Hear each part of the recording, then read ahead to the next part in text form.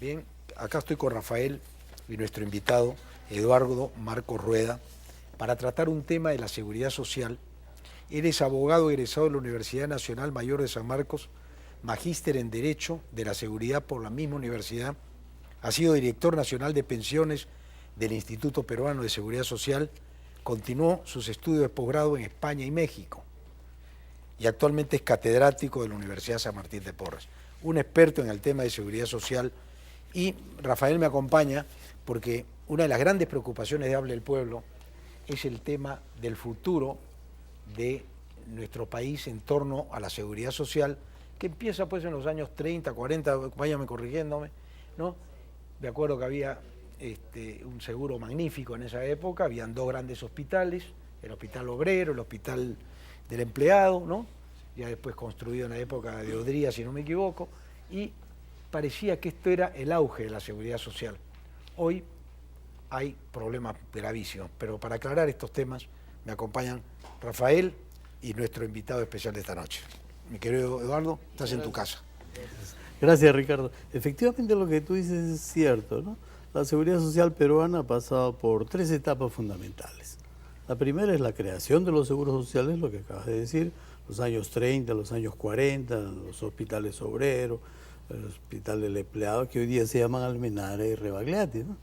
Luego una segunda etapa en la década de los 70, en donde se unifican estos dos seguros sociales. Importante también, precisamente porque se deja de lado esta discriminación entre obreros y empleados. Y una última etapa que es ahora cerca, la década del 90, en que se modifica sustancialmente la seguridad social concebida originalmente en base a la solidaridad para dar paso a la participación del sector privado. Cada una de ellas tiene sus características especiales.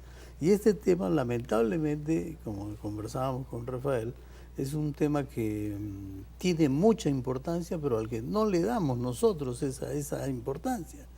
Y lamentablemente los entes involucrados, el Estado, las AFP, la ONP, los propios sindicatos, las propias organizaciones de trabajadores, no difunden suficientemente los deberes y los derechos de los empresarios y de los trabajadores como para que una persona, por ejemplo, de 40 años de edad ya sepa cuáles son sus derechos, ¿no?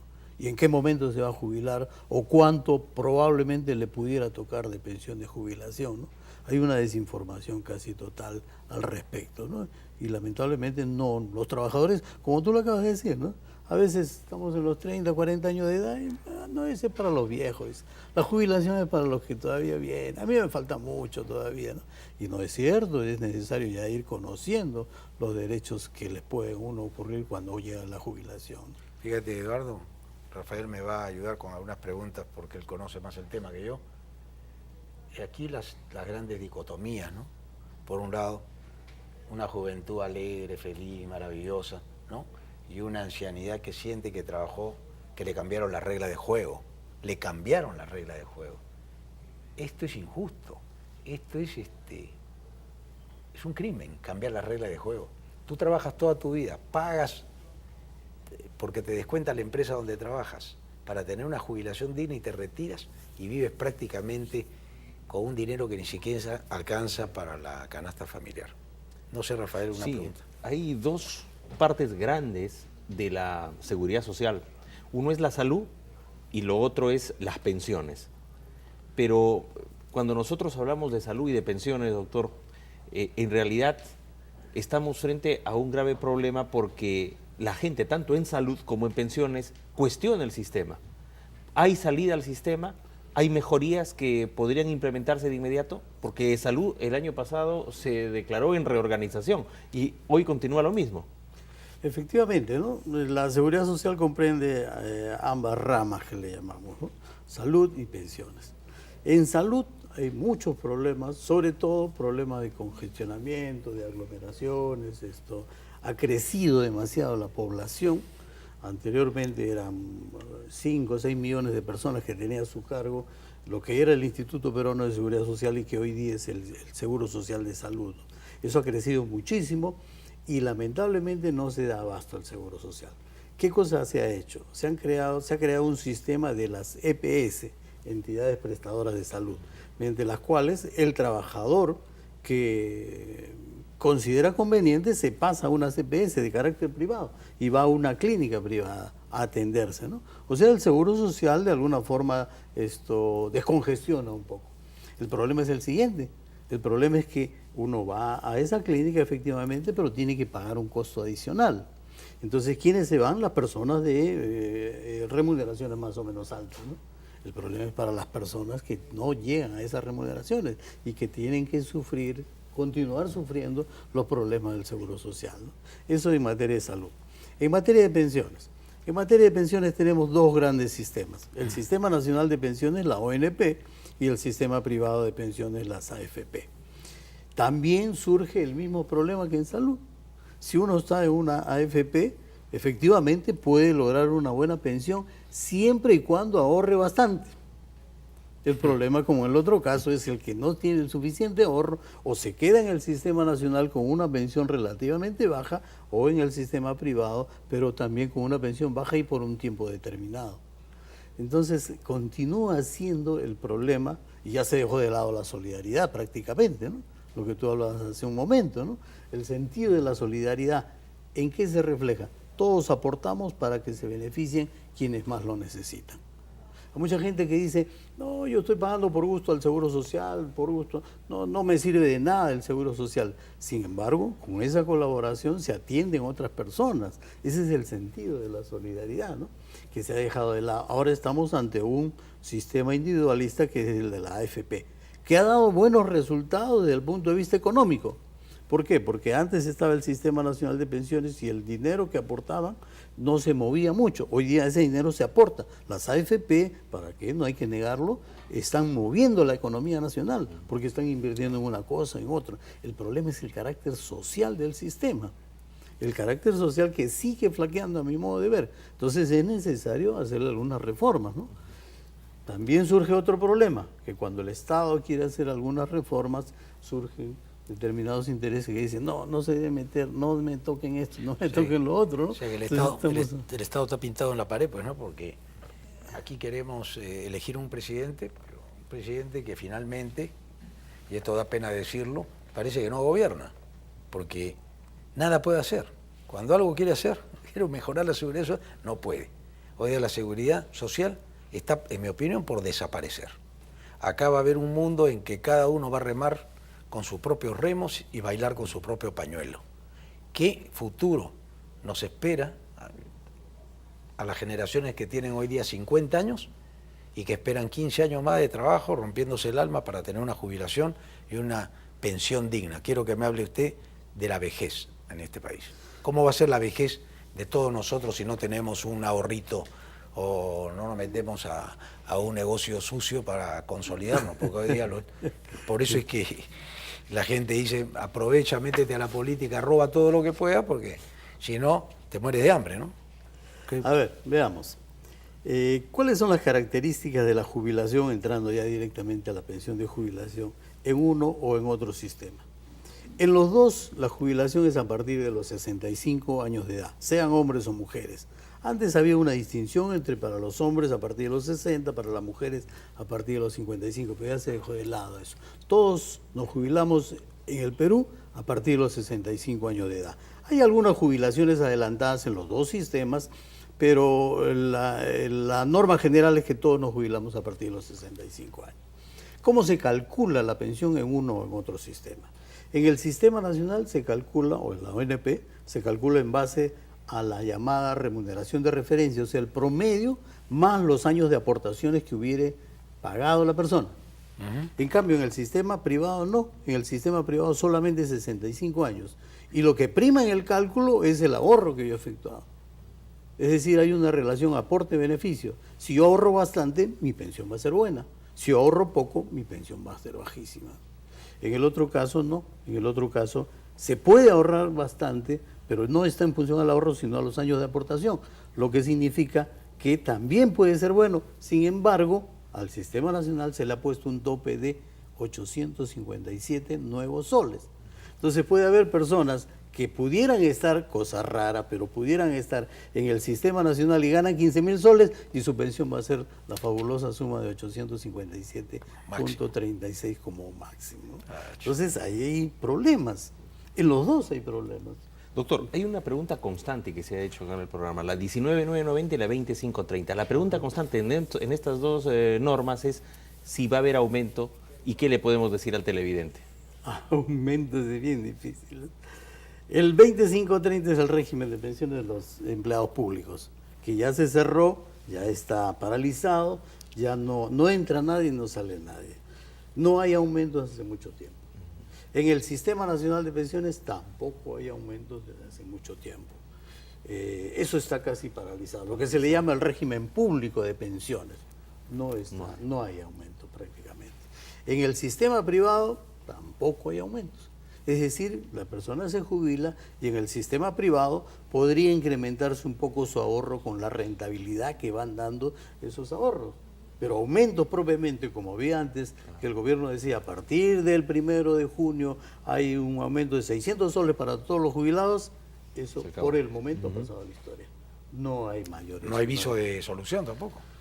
Por el momento es un poco difícil. La OIT planteó una reforma completa de la seguridad social, entendiendo que en un primer pilar debería estar un sistema público a cargo del Estado, en el cual deberían estar todos los trabajadores del país obligatoriamente.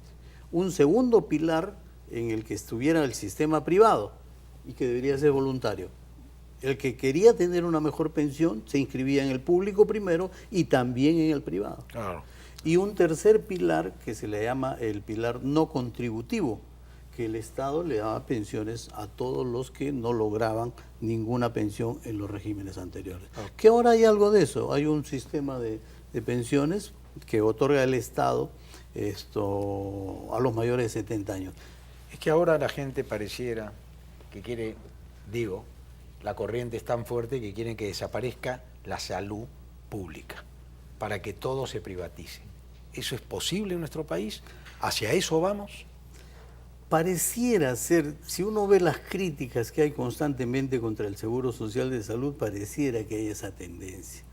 Mi opinión personal es que sería excesivo. No debería ser únicamente privado, ¿no? Para eso hay un seguro social. ¿Para quiénes? Para quienes no tienen el suficiente monto como para asumir el pago de una clínica privada. Es lo que hay ahora de la CPS, ¿no? Porque a la CPS, ¿quién va? Uno va, efectivamente, encuentra una buena instalación, una buena atención, probablemente un poco mejor que el seguro social, pero eso cuesta un poco más. Es decir, yo pago el seguro, pero si me paso a la EPS para determinados tipos de atención que le llaman de capa simple, tengo que pagar un costo adicional. Y eso no está en condiciones de pagarlo la persona que gana el sueldo mínimo vital, etcétera. Una pregunta muy breve. De cada 100 peruanos hoy que nos ven, ¿cómo estamos en seguridad social? ¿Cuántos tienen seguro social de cada 100 peruanos? Es bajísimo. El total de la población total estamos en 40 y tantos %. Y de la población económicamente activa, de la población total estamos en 20 y tantos %. O sea, no llegamos ni al 30% de la población total. Y de la población económicamente activa un poco más, 40 y tantos %.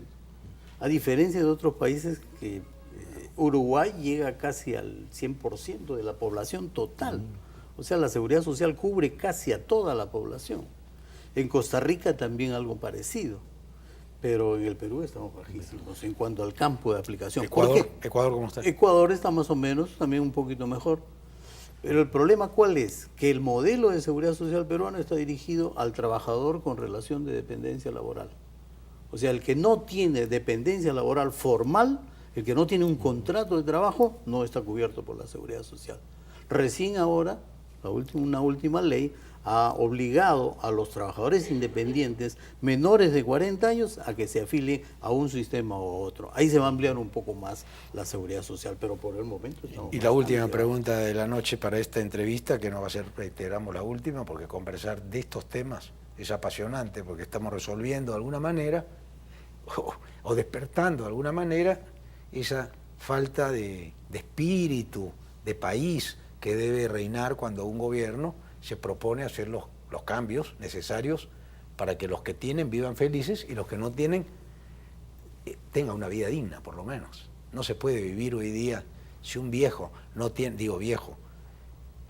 señor mayor, no tiene familia, hijos que lo ayudan. El viejo se muere de hambre en el Perú. Así es. ¿No es cierto? ¿Qué podemos hacer ya? Al gobierno démosle una idea para que mejore al pensionista. Y con esto terminamos. Al pensionista propiamente pensionista. o al que va a adquirir su pensión. Al pensionista Al actual. definitivamente darle una ampliación de servicios médicos y no solamente servicios médicos sino mejor calidad de vida. Hay algunas acciones de mejoramiento en los pensionistas, por ejemplo, los clubes de jubilados, los biohuertos de carácter social, ¿no? Pero eso debería incentivarse aún más.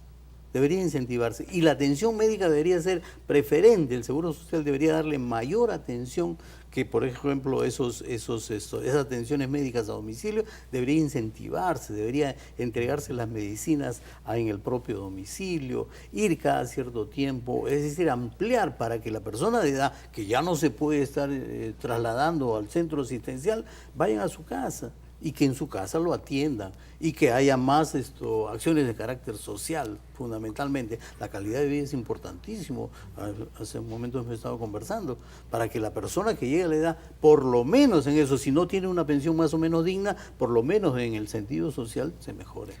Te comprometo para que estés con nosotros en un próximo programa para absorber todas las preguntas de los que nos escriban a nuestros correos que salen en pantalla y que en transcurso de Habla el Pueblo ustedes podrán saber. Y también el Twitter, ahí está mi correo y mi Twitter, para que nos escriban, participen. ¿Qué necesitamos nosotros hacer ya de una vez por todas para salvar a esta generación que serán los próximos jubilados de nuestro país? Muchas gracias, Eduardo, por tu presencia, Eduardo Marco Rueda, ¿no? Un gusto. Y retornamos después del corte con el que será... Esta es una idea de Guille, ¿no? Acá o Guille se queda en el canal o se va definitivamente, pues se la juega íntegro. Ha roto las reglas, los principios fundamentales de RBC Televisión y con el más sexy de la televisión, el más excitante, así dicen pues los que lo han bautizado, no es mi culpa, lo bautizaron. Los obsesivos lo bautizaron, ¿no? Entonces ya viene Ángel Ganosa, bautizado, y con un nuevo programa. Nos cuenta Fernando y Ángel sobre este programa en los próximos minutos. No se muevan.